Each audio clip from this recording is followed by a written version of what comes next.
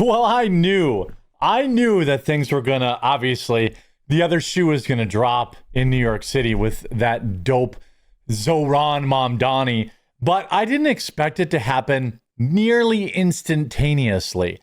I am not kidding you. These idiots in New York City, mostly white college-educated women, elected a communist who promised them free stuff and then immediately ran an ad asking for money to pay for the free stuff. I am not kidding you. On top of every local business owner speaking out against them, and he admits on live TV that no, he actually isn't going to defund the police, and he actually isn't going to do any of the stupid stuff that he said after humiliating Hasan Piker and AOC. This is a wonderful day. Just want to highlight 3 flavors out on Amazon right now, linked in the description. Our blackberry cream, available for free overnight shipping. Once it's gone, it's gone. There's a few hundred left. And new back in stock. We sold out completely of our first batch. Our spiked jack-o'-lantern and our maple cream are back in stock one more time. We sent about 400 bags. That's it. Then when they're gone, they're gone.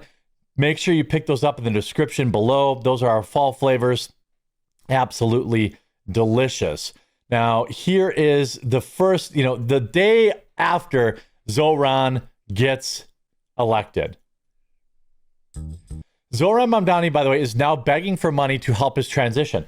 Considering his hateful speech last night, where he was angry and divisive, you have to wonder who would still donate to him. Also, where's all the free stuff? Mamdani promised free stuff.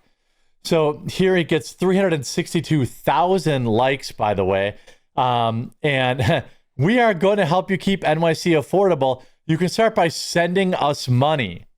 He was the most deserving candidate in the election. He finally won. Well, he was the only candidate.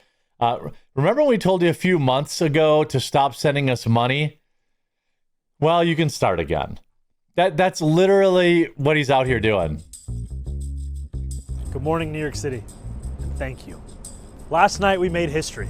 No, today we begin the work of making a new administration. There's been plenty of woke idiots elected to mayor in this country, and woke people of color. You've done nothing interesting at all. You're a loser. You're going to be out as mayor probably within a year or two at most. Welcome to the transition. This is the period over the next few months where we build a city hall that delivers on the promises of our campaign. To make New York City affordable and to make government accountable to the people it serves. So give us money? As we prepare to govern, we'll start announcing the leaders who will help implement our agenda. Oh, wait till you get a load of these idiots too. I don't know if this music is going to be, royalty free. We'll see. On January 1st, I will be your mayor. Oof. New Year's Day and a new era for this city. Oh, and one more thing. Yeah, here we go. Remember how I told you a few months ago to stop sending us money? You can start again. This transition requires... Oh, he fooled you all. He fooled you all. Please give us the money. Forgive a please. No socialism. Obviously, then, remember, Zoran Mandani taps big tech antagonist Lina Khan as co-chair of mayoral transition team. He's starting his term by declaring war on New York's business community. I mean, you get what you deserve. Here's Hasan Piker with his Fell For It Again award.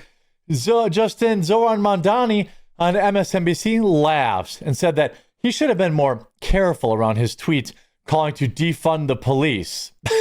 Concerning defunding the police, you obviously don't believe that anymore, right? Yes, I've said that very clearly. Said that time and again. Hasan! Oh, Hasan AOC. What about defunding the police? Oh, well, I'm not going to do that. Now that I got elected, I'm not going to defund the police. Right. That we're not. Anything to clarify. I mean, I'm not saying you said or did it, but clarify or say maybe I've learned how to be more careful. By the way, we do this to Rev every time he's on the show, and then Rev will do it to me. Right. And we're both apologizing for things we've said years No, ago. I think I've said that the tweets that I wrote in 2020 around defunding the police, that's not the position that I hold. And I'm running for mayor to deliver public safety in partnership with the police department. Right. And there's also language that I've used in those same tweets, which I've apologized for. Oh, wait a minute. He wasn't actually a socialist, just like Hasan Piker actually isn't a socialist. Who could have foreseen this? Oh, what about this? Zoran Mandani now admits he will not be able to fund his socialist plans. He said he'd just tax billionaires, but now he's faced with government hochul saying he won't do that. How will Mamdani fund his socialism without raising taxes? He won't. He's a total fraud. She hasn't endorsed all your funding plans yet. No, but she has said that this is of immense importance to her. And what I've said time and again is the funding plans I've put forward are the ones I think are most straightforward and direct. And also, if there's another means by which to raise the funding, the most important thing is that we actually fund this thing. Oh, okay. So he's not going to tax the million. He's not going to tax. Let me be very clear. Brown Bernie here. First, he says we're going to tax the millionaires and billionaires to pay for socialism. Not going to do that because those are the people that funded him to get in office. Alex Soros, he took a big selfie with George Soros's kid the night of his election. You know, millionaires and billionaires are the people that funded him. He's not going to tax them. So he's not going to tax the millionaires and billionaires. He's not going to defund the police. He's not going to roll out government-owned grocery stores. He's not going to make New York City a socialist paradise. He is a total and complete fraud. You know, it's funny how all the people wanting socialism don't really contribute much to society to begin with. When you see this, it all makes sense. Here's Zoran Mandani and Alex Soros, who now manages George Soros's $1 billion. These are all useful idiots. Like, literally. The local businesses are noping out of New York City if he does this. Oh, by the way, here's an interview with New York City small business owners and how they react to Zoran Mandani.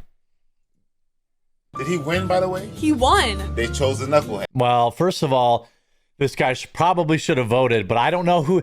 Again, Zoran Mandani winning is not the product of this insane demand for communist ideals. It's that he literally beat two candidates that had zero chance of winning. One, a disgraced elderly killing machine in Andrew Cuomo, and the other in Silva that really had no chance. I don't have a ton of criticism for Curtis Silva. I know he's not really mega, and there have been conservative mayors in the past in New York City. Giuliani, for example, but he was a little R Republican kind of guy, working class Republican guy. This again, here's a business owner who clearly didn't vote. So let's listen to his hot take here. Win, by the way? He won. They chose the knucklehead, so we're gonna pay for it. What happens if he opens up the government-run grocery stores? I'm not with it. Oh, you don't like the government? By the way, all these people are brown too. I'm not with it. What if he opens a government-run grocery store? He's not going to do that either, by the way. $30 minimum wage. Yeah. Can you explain how that might affect businesses? We're going to hell. It'll be over. It'll go to hell. It'll all be over. By the way, again, apathy. This is how losers win. I'd be willing to bet that most of these people who are being interviewed didn't vote. Or are they going to make payroll? It's just about all the Here's another foreigner. Yeah. He's trying to do, increasing the workers and the taxes. It's not good. The minimum wage doesn't help the worker. It just helps the system. Pay more money, more taxes. Price. He's right. Dude, this guy's based. Why didn't you vote? Go up. Overnight, half of them will go out of business. Well, I'm in a blue. Correct.